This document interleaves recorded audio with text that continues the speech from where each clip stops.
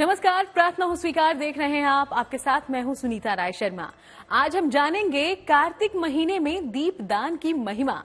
कार्तिक यानी वो महीना जब भगवान विष्णु को प्रसन्न करना सबसे आसान होता है, जब माता लक्ष्मी की कृपा हासिल करना सबसे सहज होता है। और अगर इन दोनों की कृपा मिल जाए तो जीवन में दुख कैसा।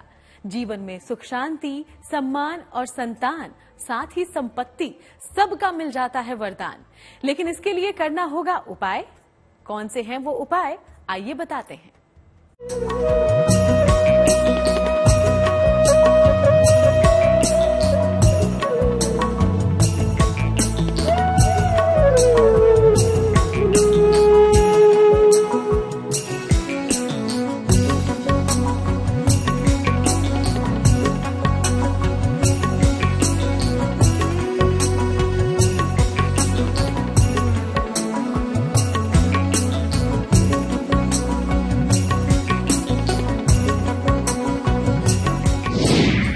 कार्तिक में मिलेगा महावरदान।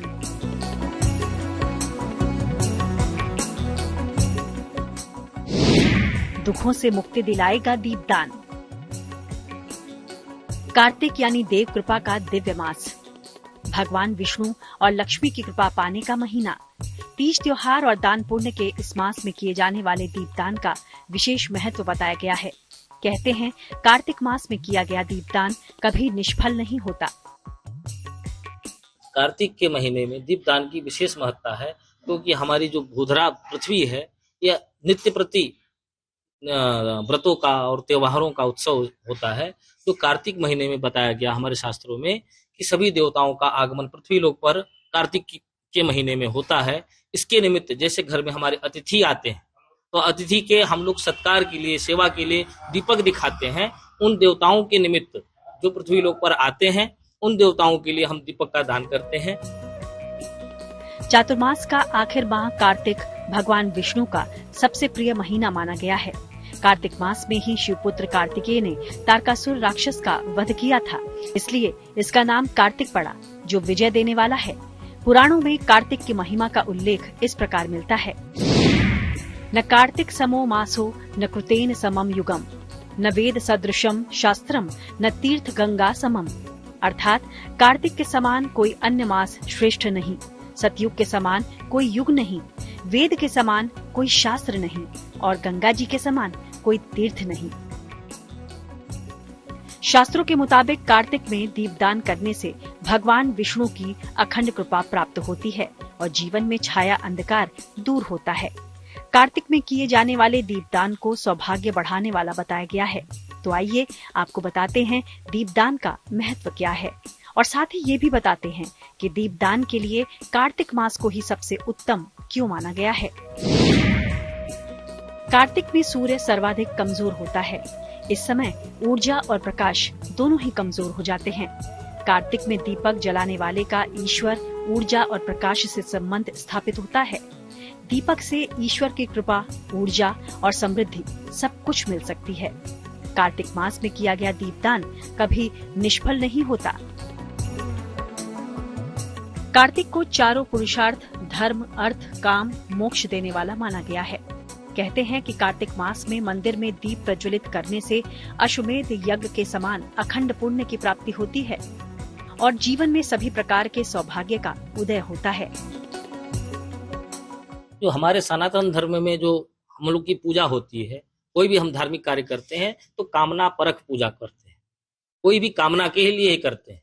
तो कहते हैं कि जैसे हम लोग सर्वप्रथम घी का दीपक जलाते हैं, तो घी का दीपक जलाने से अभीष्ट सिद्धि की प्राप्ति होती है। जो हमारे मन में इच्छा होती है उसकी पूर्ति होती है। दूसरा आता है सरसों का तेल का जलाते हैं, तो सरसों का तेल का दीपक जलाने से जो घर में बाधाएं आती हैं, जो मृत्यु इत्यादि बाधाएं आती हैं और शत्रुओं के दमन के लिए हम लोग सरसों का तेल का दीपक जलाते हैं। उसके बाद एक द्रव्य आता है तिल का, तो तिल का तेल हम लोग इसलिए जलाते हैं, तिल के तेल से हमारे पितृ देवता बड़ी प्रसन्न होते हैं। उसके बाद आता है हम लोग चमेली का तेल का भी उपयोग करते हैं, तो चमेली का तेल उपयोग करने से भगवान हनुमान जी, हमारे अतुलित बलधाम जो हनुमान जी हैं वो प्रसन्न होते हैं। उनके निमित्त हम लोग चमेली का तेल का उपयोग करते हैं। इसके जलाने से सभी कामनाओं की पूर्ति करते हैं। जानकार बताते हैं कि अगर भगवान विष्णु में पूरी श्रद्धा रखते हुए दीपदान किया जाए तो सारी बाधाओं को पार किया जा सकता है। लेकिन कुछ ऐसी बातें हैं जिनका ध्यान दीपदान करने वालों को जरूर रखना चाहिए। तो आइए आपको बताते हैं। दीपक जलाते समय सिर ढका होना चाहिए। दीपक का मुख पूर्व या पश्चिम दिशा की ओर ही रखें।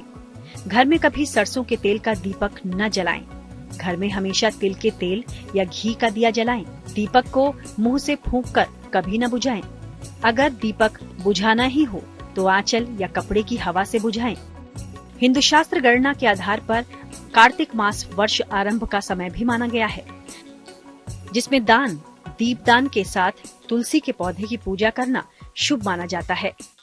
शास्त्रों में कहा गया है कि कार्तिक मास में उत्तम स्वास्थ्य, पारिवारिक उन्नति और भगवान की कृपा पाने की कामनाएं सहज पूरी हो जाती हैं। दीपदान का कई महत्व है और दीपक और दीप ये दो शब्द है। इसमें पहले हम लोग को जाना पड़ेगा। इसके लिए एक दीपदान होता है, एक दीपक होता है। दीपक होता है जो हम किसी कार्य के निमित्त, किसी अनुष्ठान के निमित्त जलाते हैं, उसको दीपक कहते हैं। और दीप का मतलब किसी के आगंतुक का हम स्वागत के लिए हम जो दीप दिखाते हैं वो दीप उसको कहते हैं। तो देवताओं का जब आगमन होता है तो हम उसको दीप का दान करते हैं, अर्थात बहती नदियों में हम दीप का दान करते हैं, गंगा आदि नदियों में। तो देवताओं का आगमन या तो ब्रह्म मुहूर्त में होता है या गोधूली बेला में होता है। इन बेलाओं में दीप का दान करना चाहिए। वैसे एक बात और है, कार्तिक में दीपदान के साथ साथ स्नान का भी खास महत्व बताया गया है। मान्यता है कि कार्तिक में किसी पवित्र नदी के तट पर स्नान करने से कुंभ स्नान जैसा फल मिलता है और संध्या स्नान के बाद श्री हरि के नाम से तिल के तेल का दीपदान करने वालों को रूप, धन और सौभाग्य का वरदान मिलता है। तो हमने आपको कार्तिक मास में दीपदान का महत्व बताया, लेकिन कितने मुख के दीपक से आपकी कौन सी समस्याएं दूर होंगी ये हम आगे बताने वाले हैं। बस आप बने रहिए हमारे साथ। दीपदान से भगवान होते हैं प्रसन्न, जीवन में सारे सुखों का वरदान देते हैं। लेकिन दीपदान करने से पहले ये जान लेना चाहिए कि दीपदान का सही तरीका आखिर क्या है। इसके अलावा ये भी जानना चाहिए कि कौन सा दीपक आपकी किस समस्या का समाधान करेगा। मैं बताया कि 16 प्रकार के होते हैं। 1 मुखी, 2 मुखी, 3 मुखी, 4 मुखी करते करते आप 16 मुखी तक दीपक जला सकते हैं। लेकिन विशेषतया 4 मुखी तक हम लोग विशेष उपयोग करते हैं, जो हम अपने दैनिक जीवन में उपयोग करते हैं। पहला जो होता है, किसी अभिष्ट कामना के सिद्धि के लिए हम जब कोई अनुष्ठान करते हैं, जैसे विगत समयों में हम नवरात्रि अभी समाप्त हुई है, तो उसमें उस समय हम लोग जो दीपक जलाए थे उसको कहते हैं 1 मुखी दीपक उस समय जलाना चाहिए। और किसी कामना के निमित्त हम जब जलाते हैं तो 2 मुखी वहां पर जलाते हैं। और तीसरा जो हम लोग जलाते हैं तो जो 3 मुखी जो दीपक होता है वो देवी दुर्गा देवी जी को प्रसन्न करने के लिए हम करते हैं। और जो 4 मुखी दीपक होता है वो भैरव या यमराज को, जो क्रूर ग्रह है या क्रूर देवता है, उनको हम शांत करने के लिए, उनको हम प्रसन्न करने के लिए हम 4 मुखी दीपक जलाते हैं। जैसे भैरव के निमित्त जला सकते हैं। जैसे हम लोग पूजा पाठ में क्षेत्रपाली इत्यादि निकालते हैं, उसमें 4 मुखी दीपक का उपयोग होता है। सबसे पहले आपको बताते हैं 1 मुखी दीपक का महत्व। सामान्य रूप से हर पूजा पाठ से पहले 1 मुखी दीपक जलाया जाता है। 1 मुखी दीपक जलाकर कोई भी सामान्य मंत्र जाप किया जा सकता है। कार्तिक में 1 मुखी दीपक पूजा स्थल पर ही जलाएं। दीपक भले ही 1 मुखी हो, पर उसमें 2 बत्तियां होनी चाहिए। अब आपको बताते हैं 2 मुखी दीपक का महत्व, क्योंकि इसका नाता आयु से है। 2 मुखी दीपक लंबी आयु के लिए जलाया जाता है। 2 मुखी दीपक घी से ही प्रज्वलित करना चाहिए। इसे भगवान शिव के आगे या खुले आसमान के नीचे जलाना चाहिए। 2 मुखी दीपक प्रज्वलित करते वक्त ध्यान रखना चाहिए कि ये हर बार नया हो। 3 मुखी दीपक शत्रुओं पर जीत दिलाता है। तो आइए आपको बताते हैं इसका महत्व। 3 मुखी दीपक शत्रु बाधा समाप्त करने के लिए प्रज्वलित किया जाता है। 3 मुखी दीपक को तिल के तेल से जलाया जाना चाहिए। 3 मुखी दीपक को घर के मुख्य द्वार पर जलाना चाहिए। इसे कार्तिक महीने में हर शनिवार की शाम को प्रज्वलित करना चाहिए। 4 मुखी दीपक धन का वरदान और शुभ फल देने वाला होता है। तो आइए आपको बताते हैं इसका महत्व। 4 मुखी दीपक धन प्राप्ति, ग्रह दोष निवारण और मनोकामना पूर्ति के लिए प्रज्वलित किया जाता है। 4 मुखी दीपक को आमतौर पर घी से ही जलाया जाता है। इसे घर में पूजा वाली जगह पर जलाना चाहिए। 4 मुखी दीपक को कार्तिक महीने में तुलसी के पौधे के नीचे जलाना चाहिए। तुलसी के नीचे रविवार को दीपक नहीं जलाना चाहिए। और अब बात करते हैं 6 मुखी दीपक की। इसे सुख शांति के लिए जलाया जाता है। घर में सुख शांति, संतान प्राप्ति और संतान से जुड़ी समस्याएं 6 मुखी दीपक से दूर की जा सकती हैं। इसे घी या तिल के तेल से जलाया जाता है। 6 मुखी दीपक को घर में पूजा वाली जगह पर प्रज्वलित करना चाहिए। ये दीपक मिट्टी का ही होना चाहिए। कार्तिक के महीने में 6 मुखी दीपक को सुबह स्नान के बाद जलाना शुभ माना गया है। श्री हरि कृपा पाने के कल्याणकारी महीने कार्तिक में दीपदान के महत्व के साथ ही पूजा में अलग अलग मुख के दीपक के प्रयोग कितने लाभकारी हैं, ये तो आपने जान लिया। लेकिन कार्तिक महीने में 5 बातों का आचरण आपके लिए महाफलदायी साबित हो सकता है। वो 5 आचरण क्या हैं?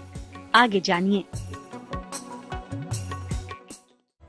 ये सच है कि दीपदान से भगवान की अखंड कृपा मिलती है, लेकिन इसके अलावा भी कुछ छोटे छोटे उपाय और नियम हैं जिनसे जीवन को सुखमय बनाया जा सकता है। आइए आपको बताते हैं कौन से हैं वो नियम।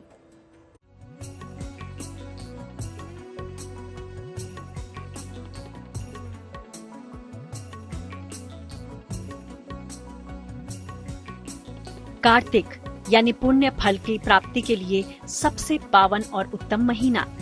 जानकारों का कहना है कि कुछ आसान उपाय करके इस महीने में भगवान विष्णु की कृपा पाई जा सकती है और इसके लिए 5 नियमों पर अमल करने की सलाह दी गई है।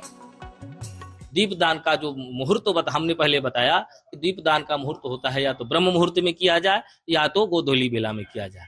और दीपक होता है तो उसमें जो सावधानियां होती है, नियम होती है, तो दीपक हम लोग जलाते हैं भगवान के निमित्त। तो वहां पर हम लोग एक श्लोक का उच्चारण करते हैं और उसमें इस श्लोक का उच्चारण करने का भाव यही होता है, भो दीप देव रूपस्थम कर्म साक्षी हविनकृत यावत कर्म समाप्ति साथ तावत तम सुस्थिरो भव। अर्थात हे दीप देवता, जो मैं कर्म के निमित्त आपको जला रहा हूँ, आपको साक्षी मान रहा हूँ, जो हम कर्म कर रहे हैं उस कर्म का संपूर्ण लाभ हमको प्राप्त हो, इसलिए हम दीपक का वहां पूजन करते हैं। ये नियम हुआ।